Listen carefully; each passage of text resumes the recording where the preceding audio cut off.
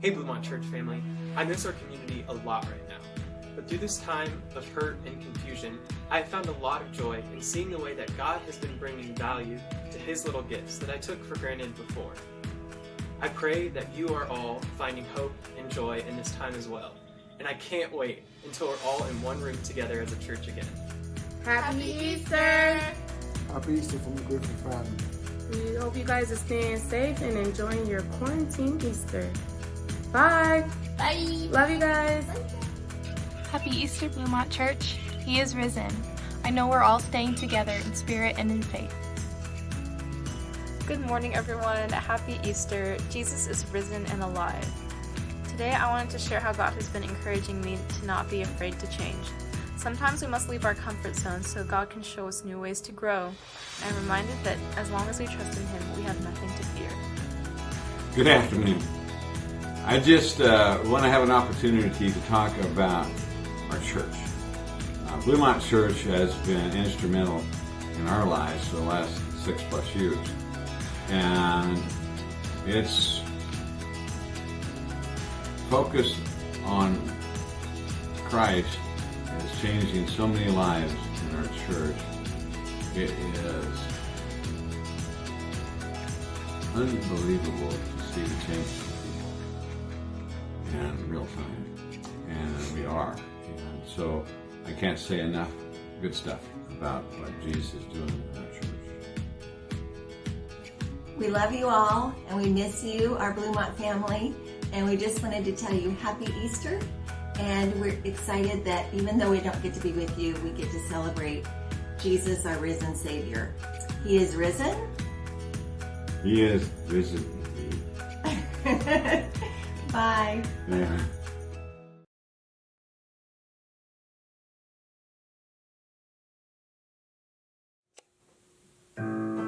Hey, good morning everybody. Happy Easter. Excited to be with you. My name's Marcel, if I haven't met you yet. This is my gorgeous wife Sharon. And we're excited to be worshiping with you together this morning. We're going to do that through song first, just praising God, declaring who He is. And then we're going to hear a message from Pastor Jonathan and Reagan Hupp. Looking forward to that. Just really sharing about the heart of what this day means and just really what it is that Jesus did for us. And so I'm excited about that. And then we're going to end with one more song together. So go ahead and turn up your TVs. Stand up if you dare. Clap your hands if you're even more bold. Whatever you're doing, wherever you are, and whether you're in sweatpants or in a tuxedo, we don't care. But we're excited to praise God together this morning and bring faith wherever you're at, in your home, in your living room, in your kitchen, in your car, wherever you're at. So we're excited to do that together this morning. So let's go ahead and praise Him together.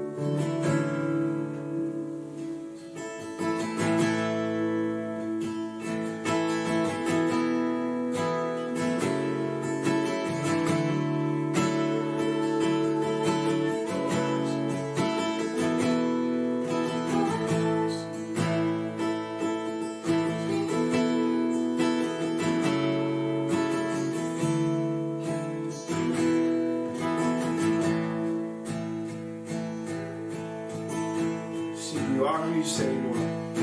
You are who you say you are. And you'll do what you say you'll do. You'll be who you've always been to us, Jesus.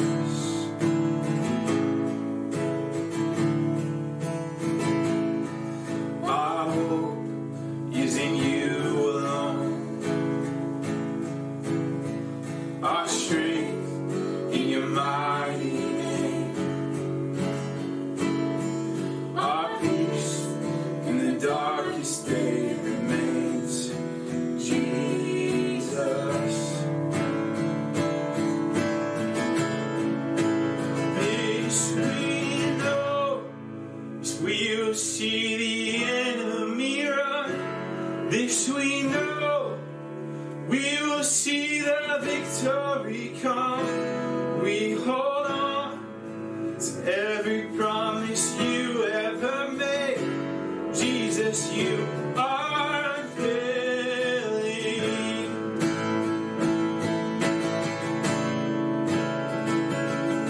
Our God, through the wilderness,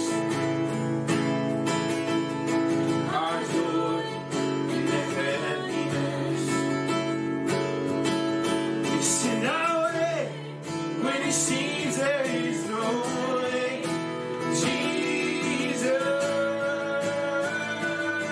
we know, this we know, we will see the enemy run. This we know, we will see the victory come. We hold on to every promise you ever made. Jesus, you are unfailing. Yeah, this we know, we will see the enemy run. This we know, we will see your victory come. We hold on to every promise you ever made. Jesus, you are unfailing.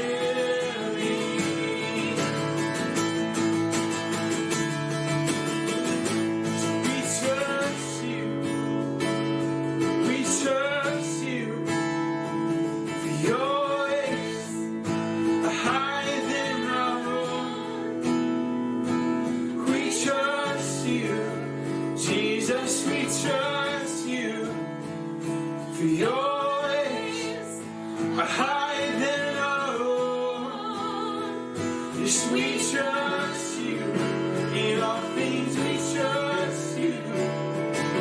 For your ways are higher than our own.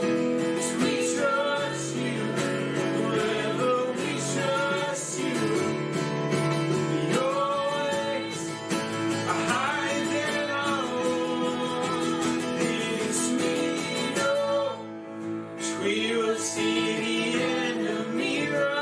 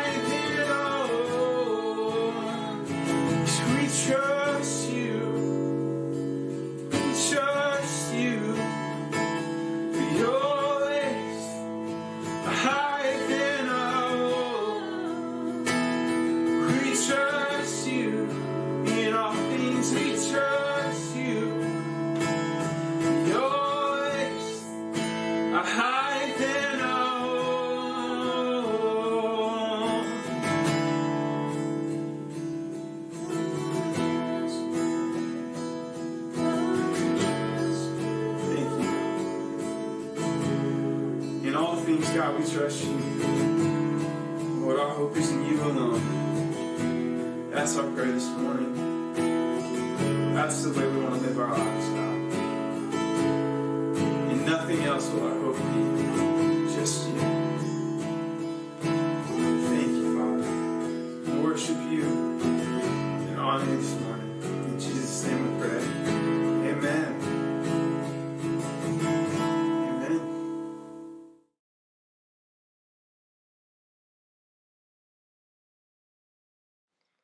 Hi, my name is Clay. I'd love to share a story with you guys of a time that God brought me through a really difficult situation in my life. I was 16 years old and I was diagnosed with an autoimmune disease called ulcerative colitis. I battled this disease for about 5 years of my life, and through it, I saw countless doctors, probably like 10 different doctors, a bunch of medications. I was trying anything to keep myself healthy, and after about 2 years of just things not working and the disease getting gradually worse, I remember being so confused and frustrated as to why God would allow me to go through something like that. And I remember praying to him and just asking him to heal me, asking him to take away the disease, get me out of this situation. And through all that frustration, I was just seeking understanding from him, understanding why this was happening to me, what I needed to do with my heart, just everything. And I remember one night in particular, I had been in a hospital for a few days and my symptoms had gotten pretty out of control. And I didn't really know what was going to happen the next few days. I was being transferred to a different hospital to get more intensive care. And I remember like 3 o'clock in the morning, I was praying to God and I was crying out to him. I was seeking understanding. And I remember he just kind of quieted my heart. He spoke to me and he said, "Clay, you've been praying all this time for me to heal you, but you live as if your life proves that you believe I don't exist." And when he said that, he just started to open up my life and my heart and allow me to see it. And I just realized how self-focused I had been up until that point, that my life had been all about myself and it was at the expense of others. And I remember just being so disgusted with how my life was. And I just remember saying, "God, if you'll forgive me of all these things, then I'll give you my life. Like, I don't want my life anymore. You can have it. If you forgive me of these things, my life is yours." And I remember God meeting me in that place, in that moment, and just knowing in my heart that I was forgiven and I was accepted by him. And I remember for the first time that I actually loved others more than myself. And I could actually tell someone I loved them and mean it. And so that was a big moment. It was a big changing moment in my life. And so from there, I still went through about 3 years of the disease. And it was difficult, but it was different because my eyes weren't as focused on myself. I was focused on God and what he was going to do with my life. And he was just like teaching me what it looked like to live for him and all the fruit that it can bring and the legacy that it can leave. So I was excited for what God was going to do. And then 3 years later, I ended up getting healed from the disease through intelligence and wisdom of doctors. And then from then on, I was just living a happy life. Like, I decided to go into pre-medicine to hopefully become a doctor and help others overcome health challenges of their own. And I think the biggest thing that I took from that situation and from growing in my faith with the Lord in those difficult times was God really loves people.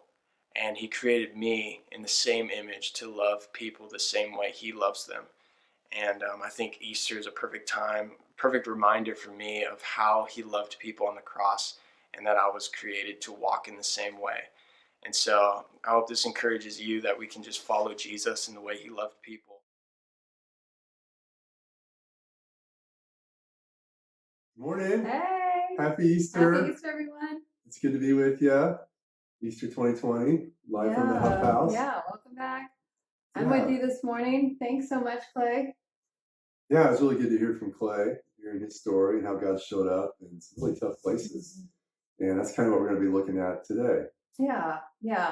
But first, we want to know, what are you doing for Easter this morning? What are some changes that have been going on? I know we normally have parents over, grandparents, and that's not happening today. So we want to know from you.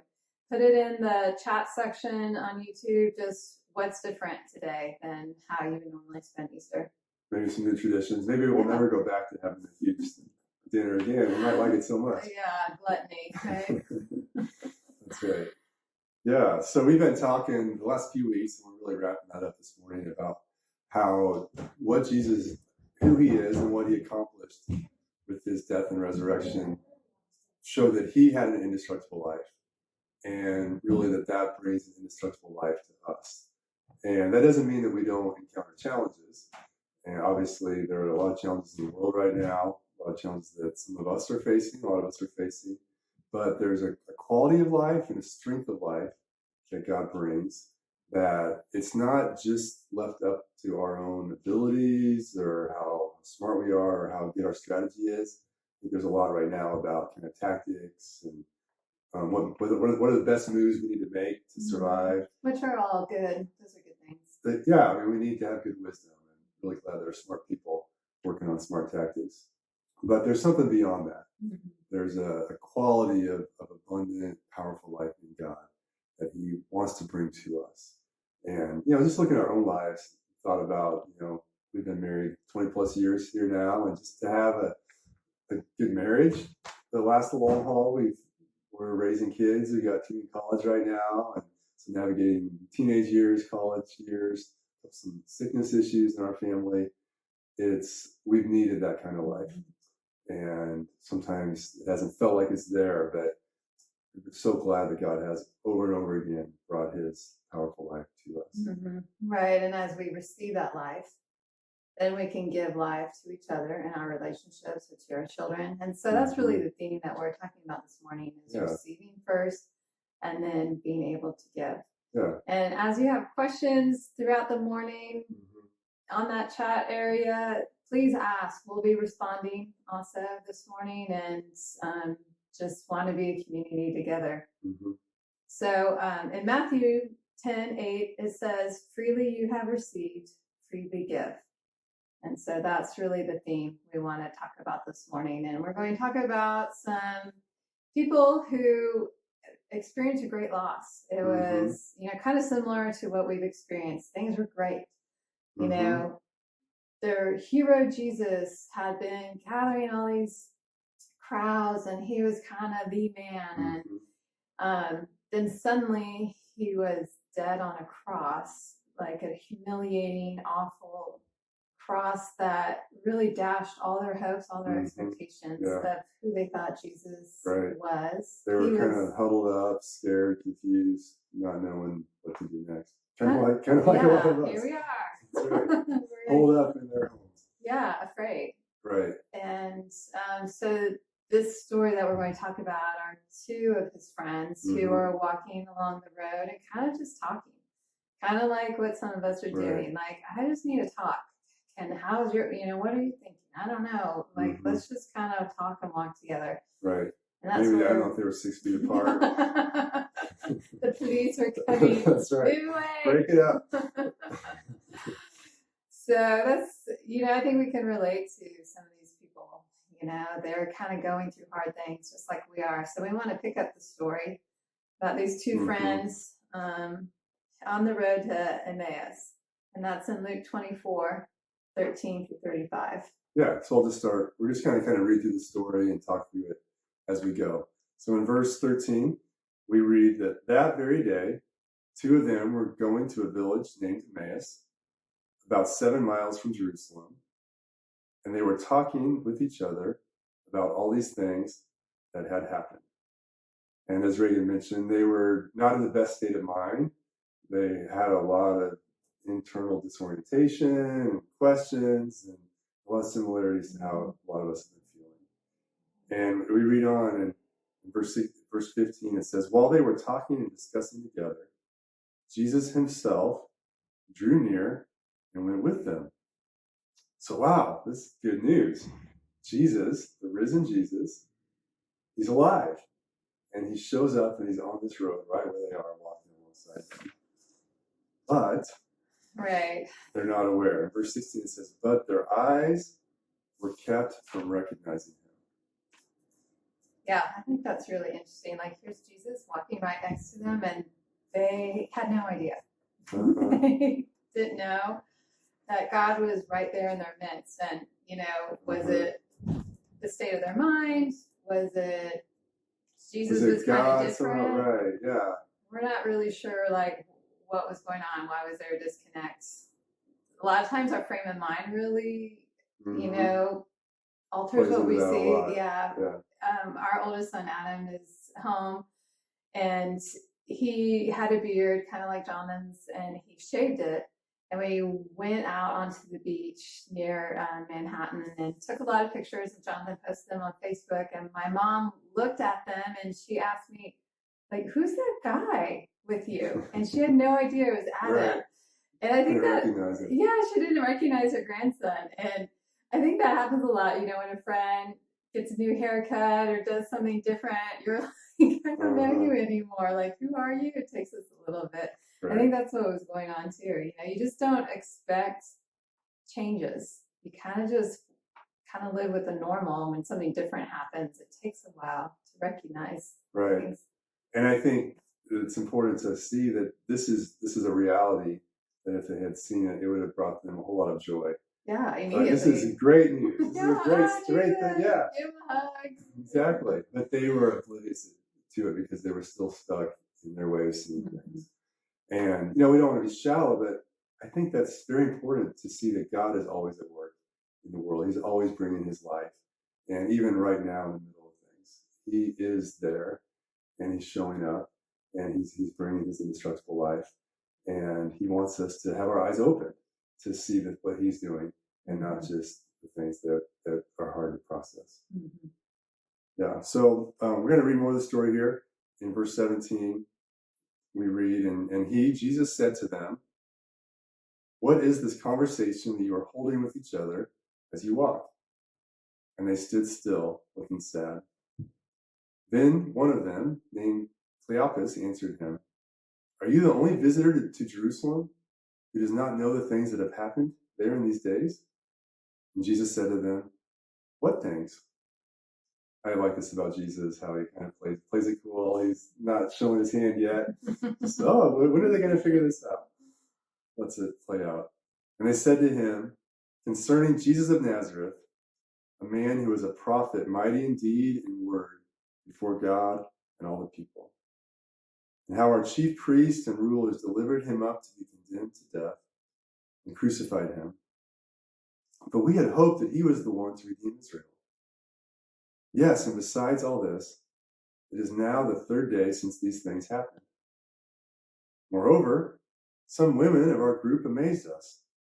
They were at the tomb early in the morning, and when they did not find his body, they came back saying that they had even seen a vision of angels who said that he was alive.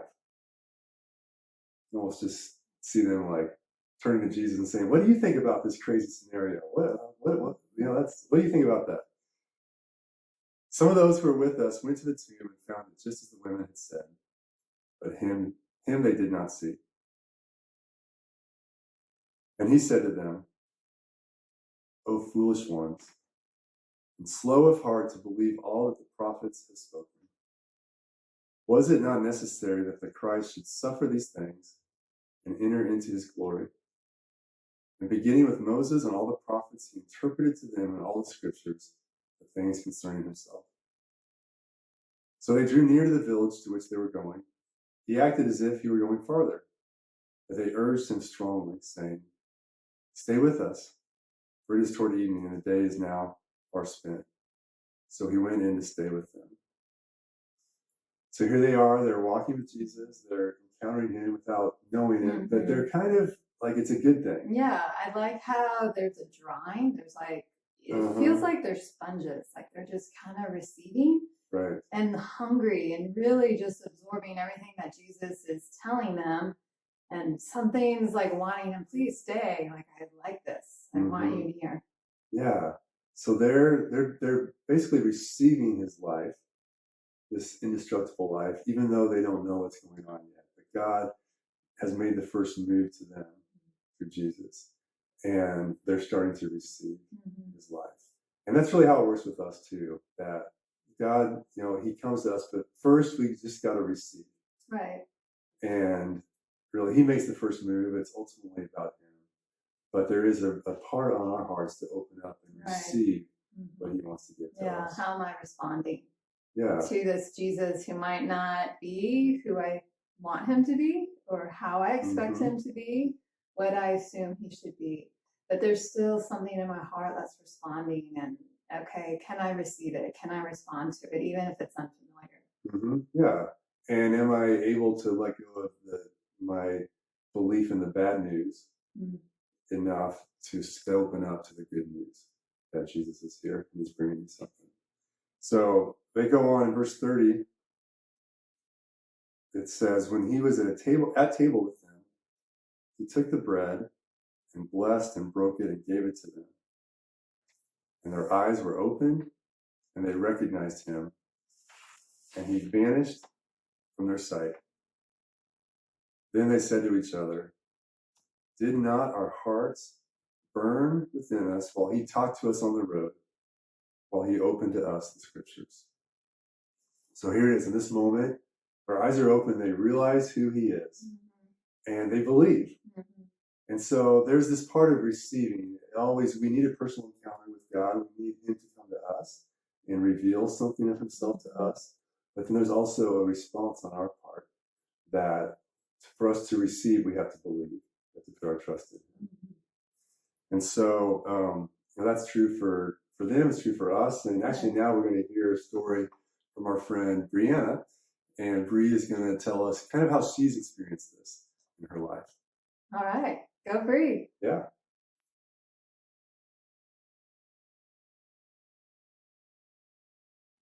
Hey guys, I'm Bree. I just want to share my testimony this morning with you guys.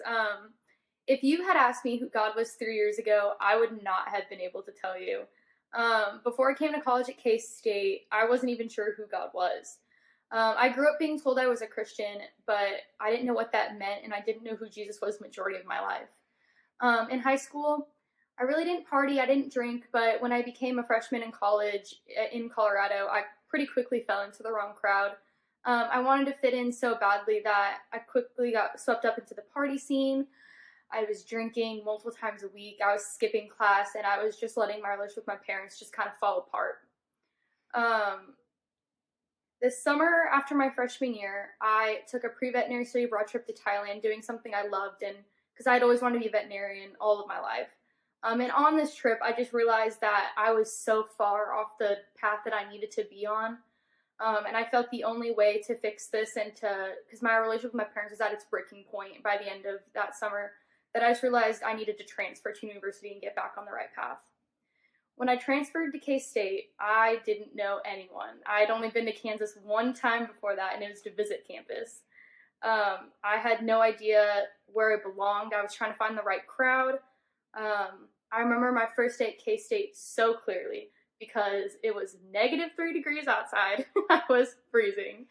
I was done with my morning classes, and I needed to walk one way to get to the shuttle to take me back to my apartment, but something in my head was like, you should go to the student union. And I was like, that is the opposite direction of where I need to go. But I just felt this voice saying, like, you should really go to the student union. And I was like, okay, I'll go to the student union. So in the -degree weather, I walked to the student union, got some Regina's coffee, and I turned around, and there were these two girls looking at me. And so I was like, oh. And I saw this booth, and I was like, that's interesting. And so I walked up, and I met Sharon and Peyton. They were doing the passion booth for Called to Greatness. And I just started talking to them. They asked me what my passion was, and having previously just gotten back from Thailand, I was like, oh, elephants. And so we talked for a while, and they invited me to the Call to Greatness meeting, that campus meeting that Thursday.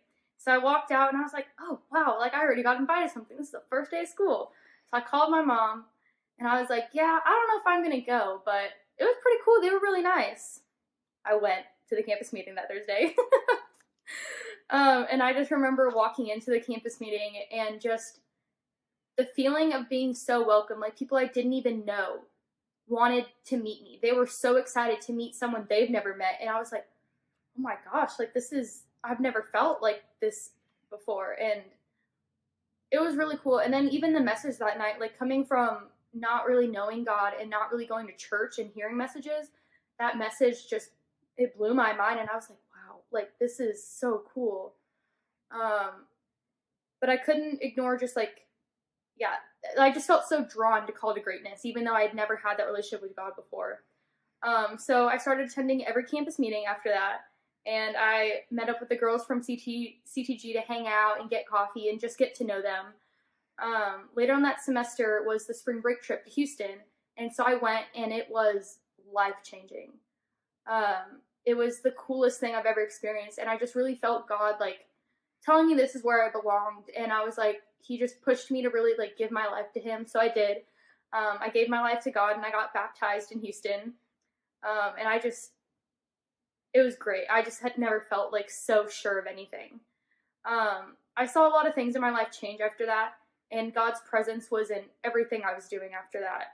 I was able to start breaking off ties with lies about myself and lies about God that I had. I had to work through a lot of forgiveness with myself and with the people around me. It wasn't always easy. God was bringing up things in my past that I needed to work through in my daily life that needed changing. The during was always hard, but when I saw the fruit of my transformations, it made it all worth it. As my faith got stronger, I felt that the enemy kept trying to work harder. A little over a year ago, I was in a place where I was facing just a lot more lies than I thought, and I was blaming myself for my parents' problems that I had nothing to do with, but I felt so much blame from it. I was facing a lot of anger, a lot of rejection, a lot of feeling of just being overwhelmed by all the feelings I was having. And I was not letting God help me. I was just letting all the emotions control me in my life. I was lashing out at people that wanted to help, and I wasn't being the person God called me to be. I was starting to get that feeling where I wasn't sure where I belonged anymore, and I was getting so overwhelmed that I just wanted to give up. I just wanted to be done with all of it. God worked pretty fast in that moment to just tell me that these thoughts were not from him, that I did belong. I started to go into a season where I was just hearing from God every day. Like, when I heard a lie, like, I brought them to God, and I was hearing him. Like, he was speaking to me so much. Like, I'd be in conversations, and God would be like, hello, I'm here. Hello. And I just was able to work through a lot of those lies, and I was able to start distinguishing the identity he had for me and this made up these lies that I had about myself. And God really showed me the things in my life that I needed to let go of and what exactly was holding me back. I felt like I was really on the path of transformation that next semester, and I was doing better, and I started working on rebuilding certain relationships. And then one day in my organic chemistry class, I mentioned something about going to church and going to my campus meeting, and one of my friends turned to me and said, oh, I didn't really take you for the Jesus-y type. I was like, what do you mean? And he was like, I just don't really see you as someone that goes to church and stuff. And I was like, oh. And he didn't mean any harm by it, but I felt like I was just kind of failing. I was like, how does someone in class like not see me as a follower of Christ? Like, what does that mean that I'm doing? But after that comment, I brought it to God, and I was like, what does this mean? And he reminded me of the chapters I was currently reading in my Bible, 1st and 2nd Peter, and just really bringing out those godlike qualities of people. And he was like, well, how can you do this? Like, how can you bring God into a class where you never thought you'd need to bring the presence in? Like, it's just organic chemistry. Like, I go in, learn, leave. He was like, but how can you bring me into that? And I was like, oh, okay. I need to represent the kingdom and everything. Like, even when I'm in class learning, like, I need to bring the kingdom into that. And so this really motivated me to just continue to get into that word every day. And I needed to bring the kingdom everywhere I went. So I started to. I tried just bringing it wherever I went. I tried speaking of him all the time so people would know, I'm a follower of Christ. And after this, I felt like I was really giving God full control over my problems and what I was facing, and I felt him call me into a season of peace, finally. God told me that he just wanted me to just rest in his presence and find peace in letting him have control, not me. It was a hard habit to break, because taking control is something I've struggled with, because I feel like I need to do it. But with this season, I started to really trust God and find peace in letting him take the control.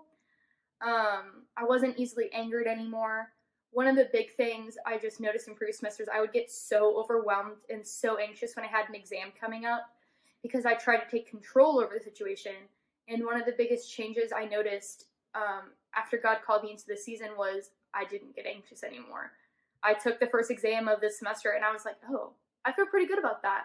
I didn't drop everything to study and overwork myself. I feel really good about that. And I did really good on the test.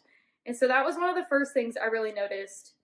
And it was a really big breakthrough. And I had started finding balance and time with Jesus, and I was really enjoying my season, and I was doing pretty good.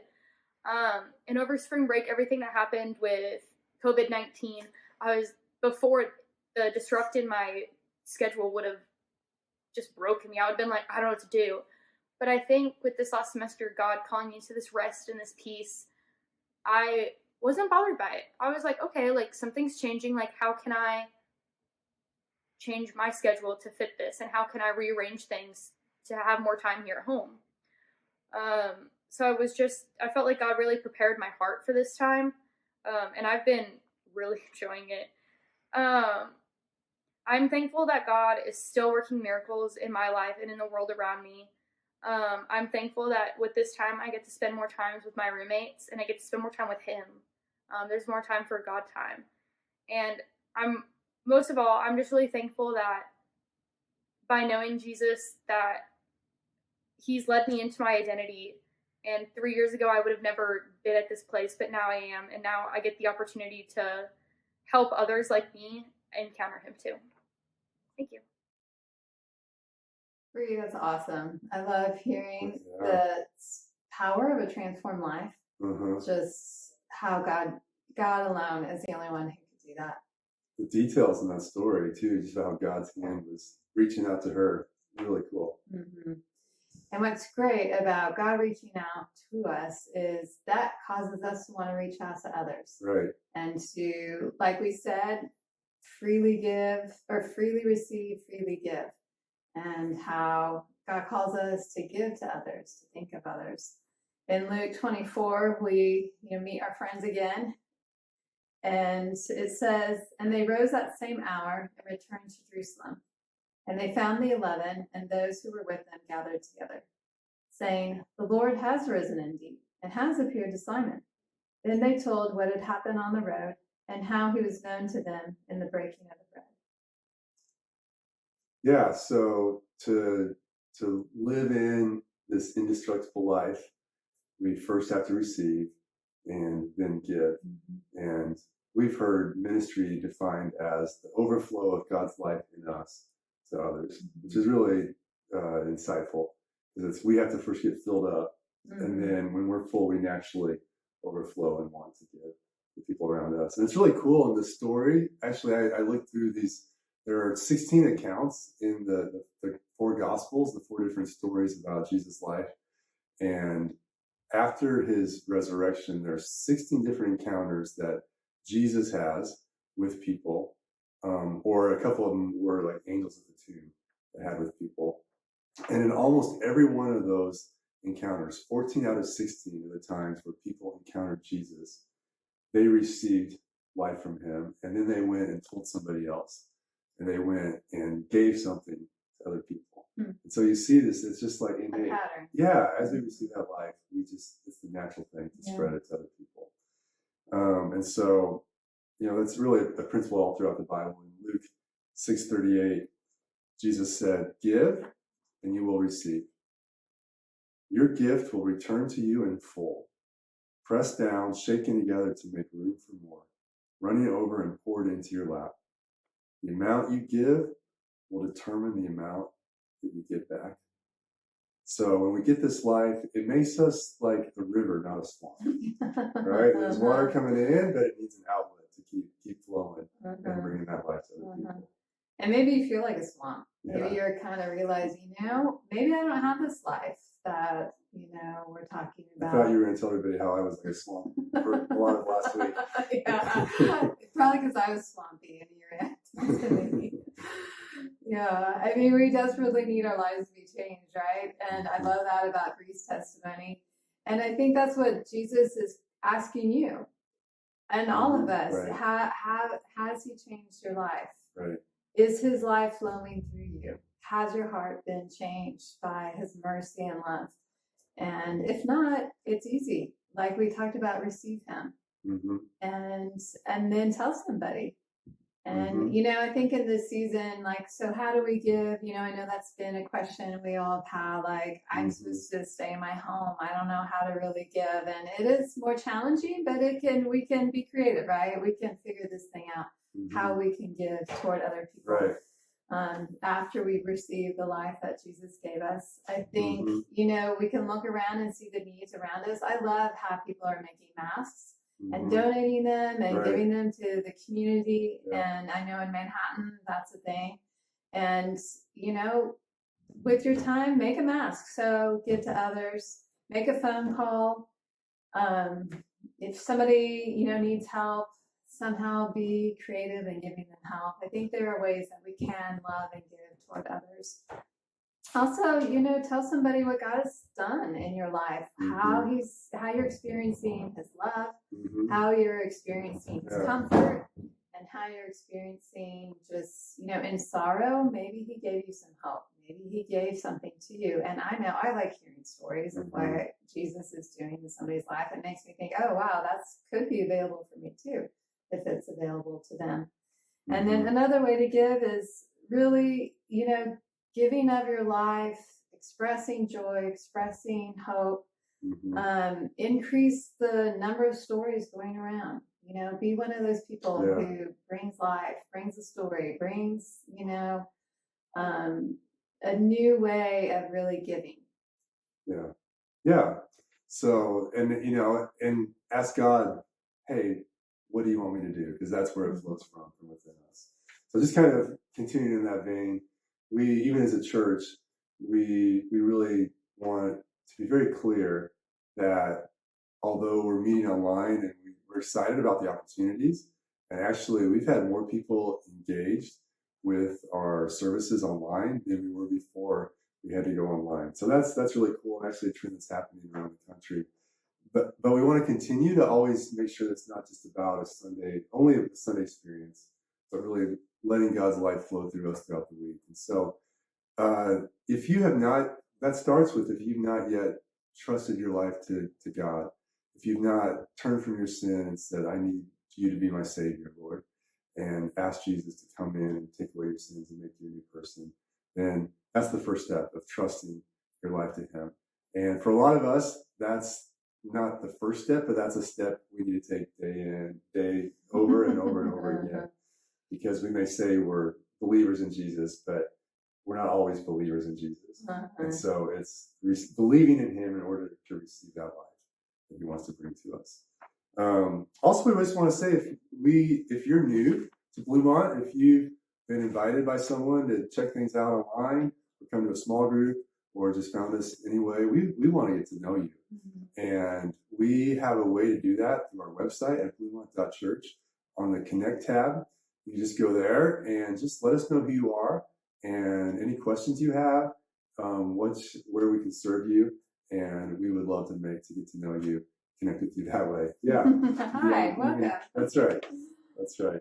We do have small groups that are meeting every week, groups of usually about 5 people that are meeting online and having just really good discussion. We're using the Bible Project's Church at Home material, and it's just been some really relevant discussions and just really helping us come together. Yeah, it's always good to see a new face and, to see how everybody's doing in the week and catch up and talk about something meaningful and deep. Yeah, right.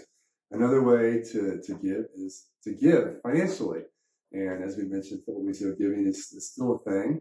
And actually, I've been encouraged. I've heard a couple stories of people that weren't giving before the whole quarantine thing, before COVID-19 started, who have started to give financially. Wow. And yeah, that's cool. 'Cause, Cool. yeah, I remember we sometimes talk about how there's a stat or a thing that during the Great Depression, the Depression, Americans gave more of their income percentage-wise than give now. Right. And so it's not about what you naturally think of, but it's about receiving God's life and then trusting Him and entering into this miraculous way of living. So this may be a time God's calling you to give.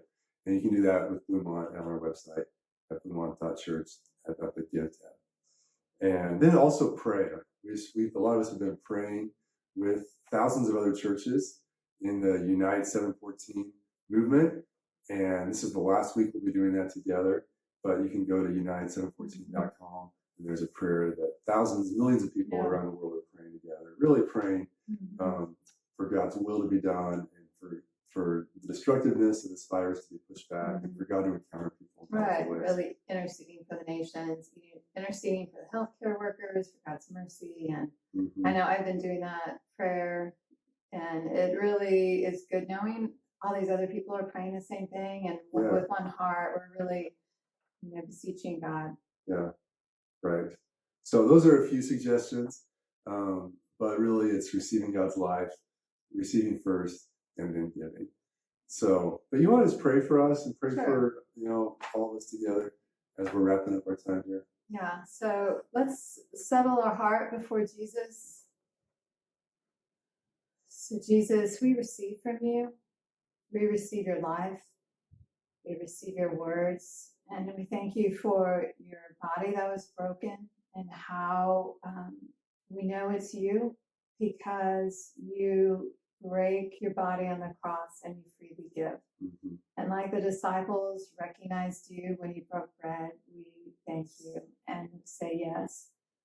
And Jesus, I pray that you would come and encourage people this morning, that in places of despair and fear, that you would come and bring hope, and you would show that you broke your body and you understand, that agony, that you also can give them, people, all of us, something more, your life. And we receive your life, Jesus. And thank you for being the victorious King. Yes. In Jesus' name, amen. Amen. Amen. Okay, well, we are actually going to wrap things up with one more song of worship. But So- Krista, we are not singing Not us, once no. again. We're not leading that. But stay tuned, maybe 1 week we will sing. I'm not seeing that yet. My eyes have not been opened yet. All right, what a great message from Pastor Jonathan and Reagan Hupp. I think it's so encouraging to know that we freely received and we can freely give, and there's so much power in that. And it's one of our greatest weapons against the enemy. So we're going to worship with one more song, so let's have some fun singing this out and just really responding to what God's done in us this morning.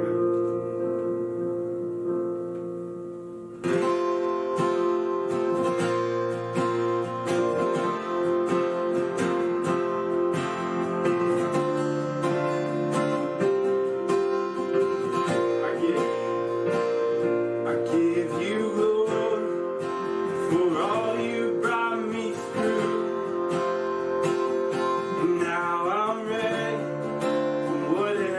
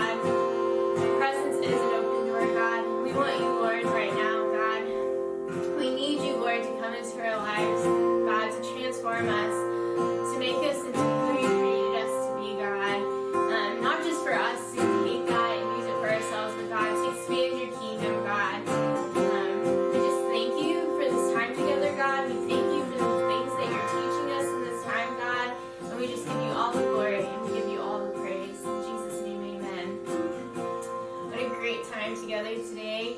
It's been fun. We have a few more announcements for you. So first, next Sunday at 10 a.m. on our YouTube live channel, we are kicking off a new series called I Want to Know.